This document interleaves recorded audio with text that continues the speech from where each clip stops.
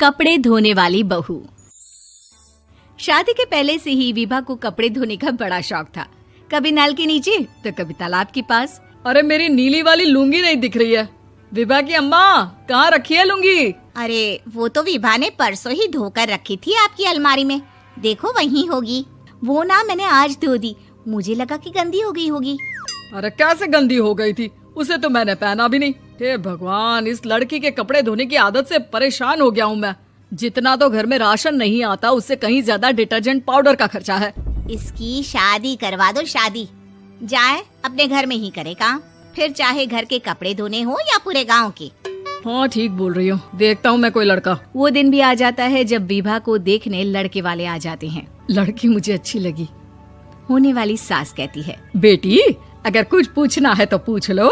वैसे तो हमारी लड़की बहुत ही शर्मीली है, जो बोल दो वो मान लेती है, इसे क्या पूछना होगा। अरे कैसी बात कर रही हो माँ, मुझे इन लोगों के घर रहना है, सवाल तो कई है। हाँ हाँ बेटा, पूछ लो ना, क्या पूछना है। आप लोगों के घर कपड़े कौन धोता है? सास का मुंह बन जाता है। देखो, अगर तुम ये कहना चाहती हो कि तुम्हें कपड़े धोने नहीं आते तो सुन लो, कपड़े मैं ही धोती हूँ, लेकिन तुम्हारे आ जाने के बाद मैं रुमाल तक नहीं धोऊंगी। अरे चुप रहना भाग्यवान, बहू बेचारी घर आई नहीं, उसे डराना शुरू कर दिया। वो क्या है ना बिटिया, अभी तक तो ये कल्लू की माँ ही धोती थी, लेकिन अब तुम्हारे पापा तो दहेज में वॉशिंग मशीन देंगे ही। तभी विभा की माँ बोल पड़ती है, सवाल भी पूछा तो क्या। वैसे भाई साहब, मशीन की तो फिर भी कपड़े धोने की कैपेसिटी होती है। मतलब जो बिटिया दे रहे हैं ना विभा, इसे कपड़े धोने का बहुत शौक है। ये आप लोगों के क्या, आस पड़ोस गांव मोहल्ले सबके कपड़े धो दे और उफ तक ना करे। बाहर देखा नहीं आपने कितने कपड़े सूख रहे हैं? सब हमारी बिटिया ने ही तो धोए हैं। बस भी करो ना माँ, शर्म आ रही इतनी तारीफ सुनकर। और तो और एक दाग निकाल कर दिखाओ तो मान जाऊं। हाँ अच्छा, माफ करना बेटा, मैंने गलत समझा। हमें तो रिश्ता बहुत पसंद है। और ऐसे जुड़ जाता है रिश्ता कपड़े धोने का शौक रखने वाली विभा का। उसकी शादी हो जाती है कोयला फैक्ट्री में काम करने वाले कल्लू के साथ। शादी के बाद अचानक विभा चिल्लाती हुई सास के पास आती है। सासू माँ, अरे सासू माँ कहाँ है आप? ये तो धोखा है, धोखा दिया आप लोगों ने मुझे। इसे ससुर के चक्कर के बारे में पता चल गया। अरे तो उसमें तुझे क्यों धोखा मिला है? अरे नल में पानी नहीं आता, कपड़े कैसे कब धुलेंगे? अच्छा, तू पानी नहीं आ रहा उसकी बात कर रही है। तो आपने क्या सोचा? कुछ नहीं। अच्छा, तेरी माँ ने कहा था कि कपड़े धोने का शौक है तुझे, याद आया मुझे। शौक बोलकर कपड़े धोने वाले मेरे जुनून को कम ना आके सासू माँ, कपड़ा धोना मेरा गुरूर है। तभी पति भी वहाँ आ जाता है। अभी मैंने इसे सनी देओल की फिल्म दिखाई है, उसी के डायलॉग मार रही है माँ। अच्छा सुन, साफ साफ बता रही हूँ, पानी सुबह 4 से 6 और शाम को 10 से 12 आता है, समझी? विभा टाइमिंग सुनकर हैरान हो जाती है। ये क्या भूतों का मोहल्ला है? सुबह 4 बजे उठकर कौन कपड़े धोता है? 4 बजे टंकी में पानी जाता है, फिर सारा दिन धोना ना, किसने मना किया?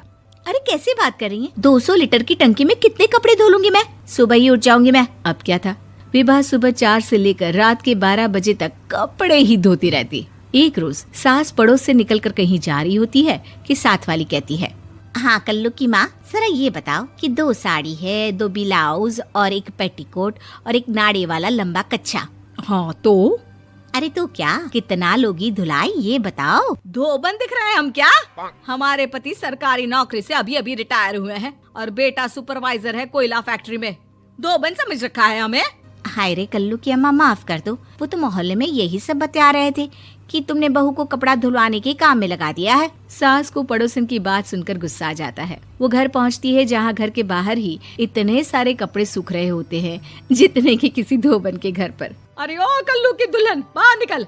माँ जी यहीं आ जाओ, बाथरूम में चादर धो रहे हैं हम। अरे अभी हम धोते हैं, तुमको बाहर निकलो। ये आस पड़ोस वाले बोल रहे हैं कि हम बहू से कपड़े धुलवा कर उसे कपड़ा धोने वाली बना दिए हैं। अरे छोड़ो ना माँ जी, किन लोगों की बातों में आती हो? आस पास के लोगों का तो काम ही होता है कि वो किसी तरह सास बहू को लड़ा दे। बहू सारे घर के कपड़े धोती है, ये क्या कम है? बोलिए। सास को भी लग जाता है कि वो बहू का ये सनकीपन नहीं छुड़वा सकती, इससे अच्छा है कि खुद ही चुप हो जाए। एक रोज सास और बहू मंदिर जाते हैं, जहाँ सास की साड़ी वहाँ खड़ी भीख मांगने वाली से मिलती है। माँ जी क्या बात है, आपकी साड़ी उस भिखारन से कितनी मिल रही है ना? हाँ हाँ देखो तो, दोनों की साड़ी मिल रही है। क्या बात है कल्लू की अम्मा, तुम खुद को तो अफसर की बीवी बताती हो और ऐसी सिंपल सी प्लेन साड़ी पहनकर घूमती हो। सिंपल और प्लेन नहीं है ये साड़ी। तो क्या सोने के धागे से फूल बने हैं? कुछ भी सासू माँ, कुछ भी। हाँ बने थे इस साड़ी में सोने के धागे से फूल। मेरे पति लेकर आए थे मद्रास से स्पेशली मेरे लिए 10,000 की।